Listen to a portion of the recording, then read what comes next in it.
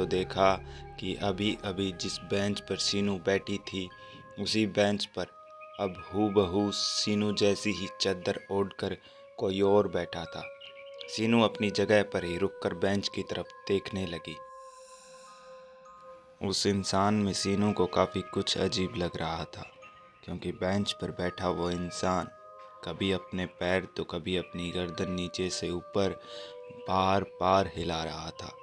सीनू उसके पास गई और पास जाकर उससे ट्रेन के बारे में कुछ पूछने ही वाली थी कि तभी ट्रेन का हॉर्न सीनू को सुनाई दिया और कोहरे के बीच एक पीली रोशनी पटरियों पर से आती दिखी। कुछ ही पल में ट्रेन प्लेटफॉर्म पर आकर रुकी। सीनू तुरंत जनरल डिब्बे में चढ़ गई। ट्रेन लगभग 5 मिनट के लिए ही प्लेटफॉर्म पर रुकी होगी और तब तक सीनू खिड़की पर खड़ी उसी बेंच पर बैठे इंसान को देखती रही, जो अभी भी वैसे ही कभी अपने पैर और कभी गर्दन हिला रहा था। सीनू ने सोचा शायद उसकी कोई और ट्रेन होगी, इसीलिए वो ट्रेन में सवार नहीं हुआ। खैर, ट्रेन चल पड़ी। सीनू डिब्बे में घुसी तो उसको पता चला कि पूरा का पूरा डिब्बा खाली था। सीनू चुपचाप अपनी बर्थ पर जाकर चद्दर ओढ़कर बैठ गई। 10 या 15 मिनट बाद सीनू ने सोचा कि वो बाथरूम जा आती है और फिर आराम से अपनी बर्थ पर सो जाएगी। यही सोचकर सीनू उठी, बाथरूम गई और बाथरूम से निकलने के बाद जब सीनू वापस अपनी बर्थ पर पहुंची तो जो देखा वो देखकर सीनू के पसीने छूट गए, क्योंकि उसके बर्थ के सामने वाली बर्थ पर वही इंसान चद्दर ओढ़े बैठा था जो उसे स्टेशन पर बेंच पर दिखाई दिया था। और वो इंसान अब भी पैर और गर्दन वैसे ही हिला रहा था। मगर ये कैसे मुमकिन हो सकता था, क्योंकि वो इंसान तो ट्रेन में बैठा ही नहीं था। ट्रेन जब स्टेशन से निकली थी तब सीनू ने उसे अपनी आँखों से बेंच पर ही बैठा देखा था। सीनू को अब काफ़ी डर लग रहा था कि कहीं वो इंसान उसको नुकसान पहुंचाने के लिए तो उसके पीछे नहीं है, और ऊपर से पूरे डिब्बे में वहां उनके अलावा कोई तीसरा नहीं था। तभी सीनू ने देखा कि कोई स्टेशन आया है और रुकने के लिए धीरे धीरे ट्रेन की रफ्तार कम हो रही है। ट्रेन रुकी तो सीनू ने झट से बैग उठाया और आगे वाले डिब्बे में चली गई। लेकिन इस बार सीनू का डर और भी ज़्यादा गहरा हो गया, क्योंकि आगे वाला डिब्बा भी पूरा का पूरा खाली था। और अगर सीनू फिर से उतरकर किसी और डिब्बे में जाती, उससे पहले ही ट्रेन चल पड़ी। खैर, कम से कम इस डिब्बे में वो चद्दर वाला इंसान तो नहीं था। इस एक बात का सुकून था सीनू को।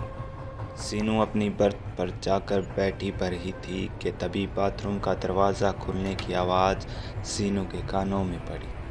थोड़ा झुककर सीनू ने बाथरूम की तरफ देखने की कोशिश की तो देखा कि अपने आप को चद्दर से ढका एक इंसान बाथरूम से निकला और धीरे धीरे चलता हुआ सीनू तक आया और ठीक सीनू की सामने वाली बर्थ पर बैठकर अपने पैर और गर्दन हिलाने लगा।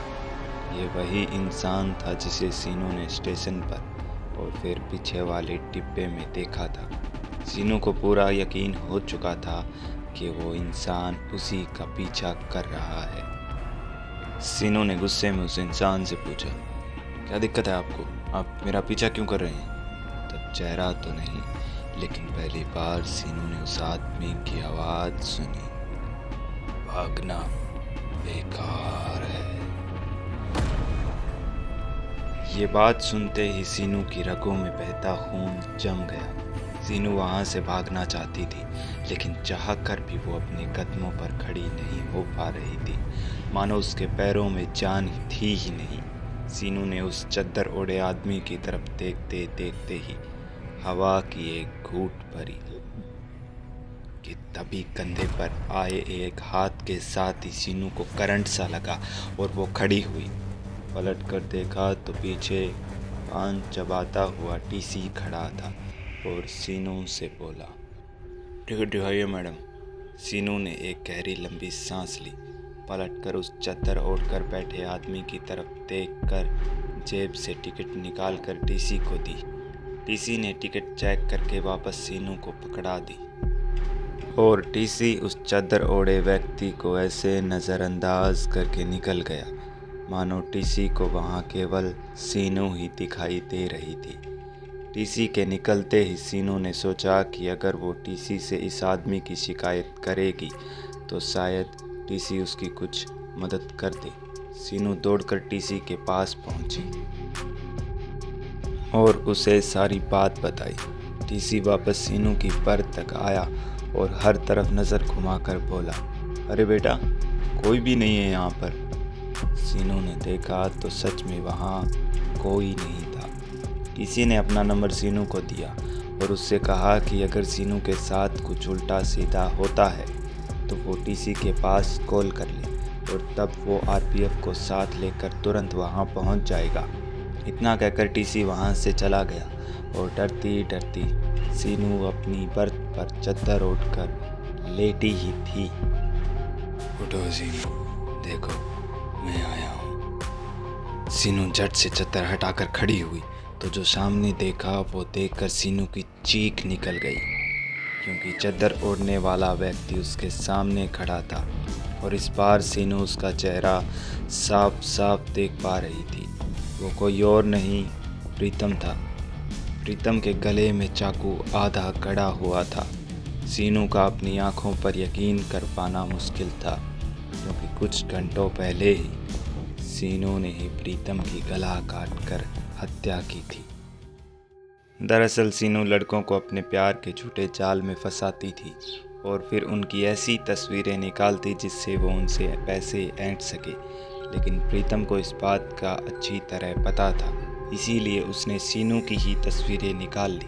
समाज में अपनी इज्जत के खोने के डर से सीनू ने प्रीतम को डील के लिए एक सुनसान जगह मिलने बुलाया और मौका देखकर उसका गला काट दिया। ट्रेन में सीनू की मौत यानी प्रीतम उसके सामने खड़ा था। सीनू खड़ी होती उससे पहले ही प्रीतम ने सीनू का पैर पकड़ा और फुटबॉल की तरह एक बार उसे ज़ोर से ऊपर ट्रेन की छत पर मारा और फिर नीचे। इतने में ही सीनू अधमरी हो चुकी थी।